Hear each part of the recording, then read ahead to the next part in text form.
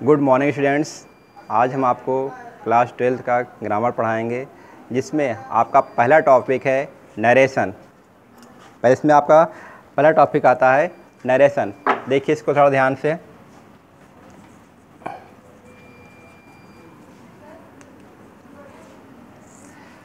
Narration में देखिए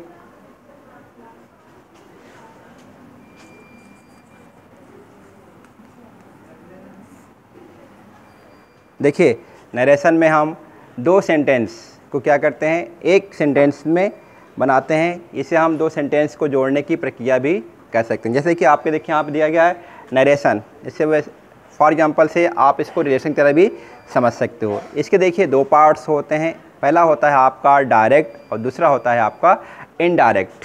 इसके देखिए आपके दो पार्ट्स होते हैं, पहला होता है आपका डायरेक्ट और दूसरा होता है आपका इनडायरेक्ट।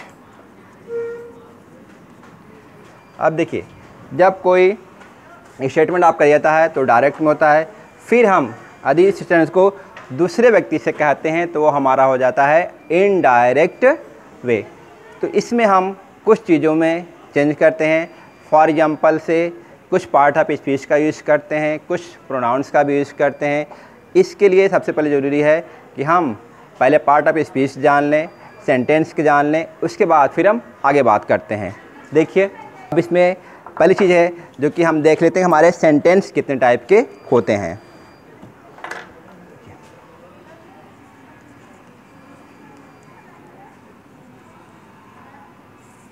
नरेशन में जो कि हमारे सेंटेंस आएंगे हम 5 टाइप्स के होते हैं। इन सेंटेंसों का हमें इनडायरेक्ट में कन्वर्जन करना होता है। पहला होता है आपका असर्टिव सेंटेंस।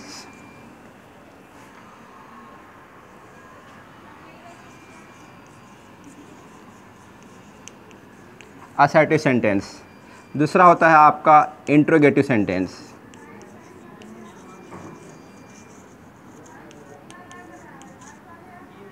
तीसरा आपका होता है इम्परेटिव।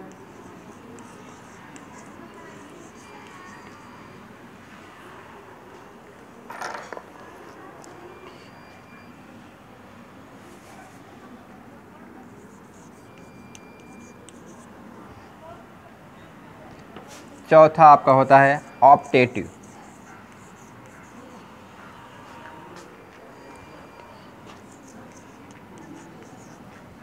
पांचवा होता है आपका एक्सक्लेमेटरी।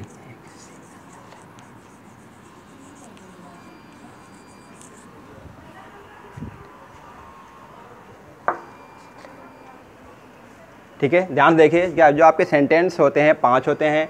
पहला है आपका असर्टिव सेंटेंस, दूसरा है आपका इंट्रोगेटिव सेंटेंस, तीसरा है आपका इम्परेटिव सेंटेंस, चौथा है आपका ऑप्टेटिव और पांचवा है आपका एक्सक्लेमेटरी। इन 5 सेंटेंसों को हमें डायरेक्ट से इनडायरेक्ट में कन्वर्ट करना होता है।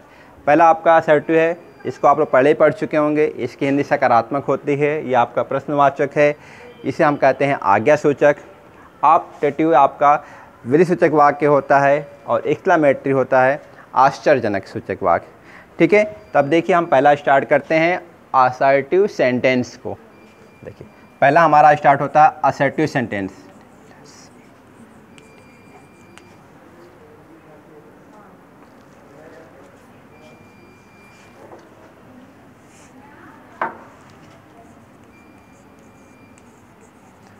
पहला हमारा है असर्टिव सेंटेंस। इस सेंटेंस में हम कैसे सिंपल सेंटेंस को कंजंक्शन केवल दैट लगाकर ही कन्वर्ट कर सकते हैं। फॉर एग्जांपल देखिए इसमें जो क्या आएंगे, आपके जो पहले आएंगे टेंस संबंधी परिवर्तन। आप लोगों को मैंने लास्ट क्लास में बता चुका हूँ, आपके टेंस मेनली आपके 3 टाइप्स के होते हैं, फिर से काइंड्स 4 होते हैं। टोटल इस प्रकार के आपके 12 सेंटेंस होते हैं। असर्टिव सेंटेंस में जो हम पहली चीज़ फोकस करेंगे वो हमारा होता है, उससे पहले थोड़ा सा ध्यान देख लीजिए। कुछ सेंटेंस को हम इसमें यहाँ पे 2 भागों में बांटते हैं। फॉर एग्जांपल से हम एक एग्जांपल उठाते हैं।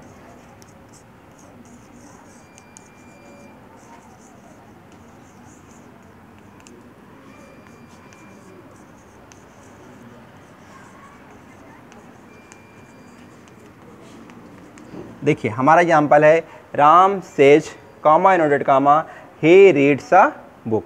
अब देखिए यहाँ पे आपके जो सेंटेंस लिखा गया है वह कामा इनवर्टेड कामा में लिखा गया है।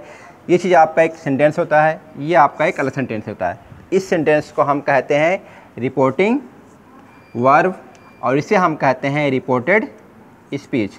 अब देखिए यहाँ पे ये सेंटेंस आपका डायरेक्ट में हो जाएगा, ये आपका डायरेक्ट सेंटेंस डायरेक्ट कहलाएगा।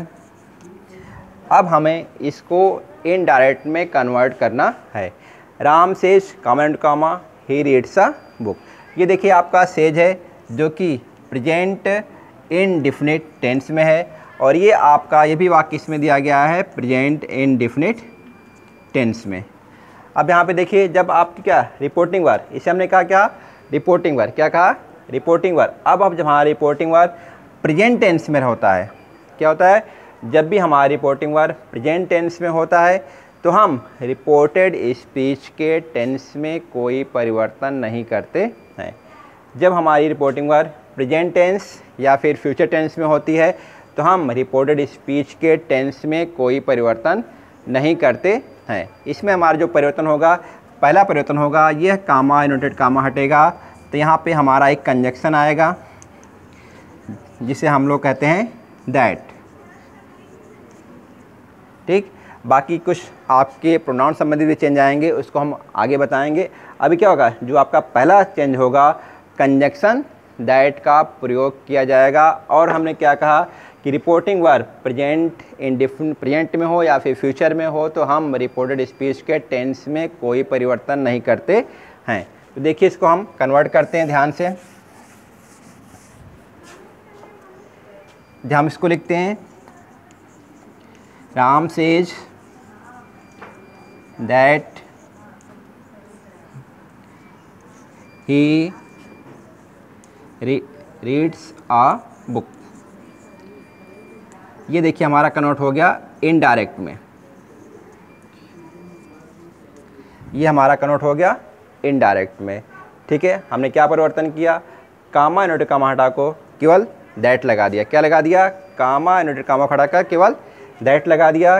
बाकी रिपोर्टिंग वर्ब हमारी सेम है, बाकी टेंस से हमारा कोई परिवर्तन नहीं हुआ। इस प्रकार से हम असर्टिव सेंटेंस में जो हमारा पहला नियम बनता है क्या कि यदि रिपोर्टिंग वर्ब हमारी प्रेजेंट टेंस में हो या फिर फ्यूचर टेंस में हो तो हम केवल कंजक्शन दैट लगाकर इस डायरेक्ट को इनडायरेक्ट में बदल सकते हैं।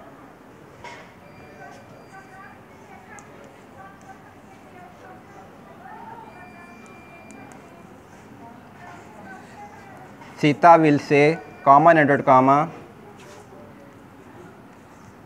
सी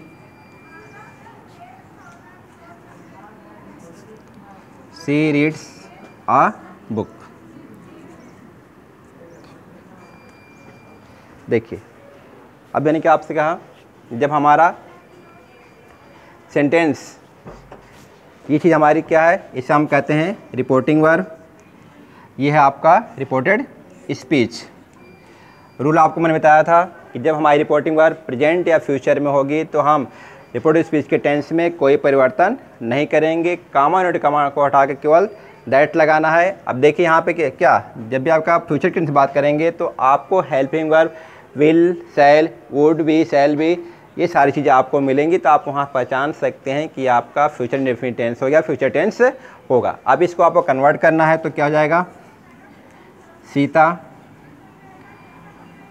विल से काउंट कामा हम लोग कंडीशन दैट का प्रयोग करते हैं, दैट लगाया फिर हमने, इसी हमारा फर्स्ट थर्ड पर्सन का है इसलिए नो चेंज होगा। सी रीड्स अ बुक। ठीक है, तो ये देखिए मैंने आज आपको एक नियम बता दिया असर्टिव सेंटेंस में। ठीक है, कि जब हमारी रिपोर्टिंग वर्ब प्रेजेंट में हो या फिर फ्यूचर में हो तो हम रिपोर्टेड स्पीच के टेंस में कोई परिवर्तन नहीं करते हैं। नॉर्मली हम केवल कामा इनवर्टेड कामा का काटा कर कंजक्शन दैट का प्रयोग करते हैं।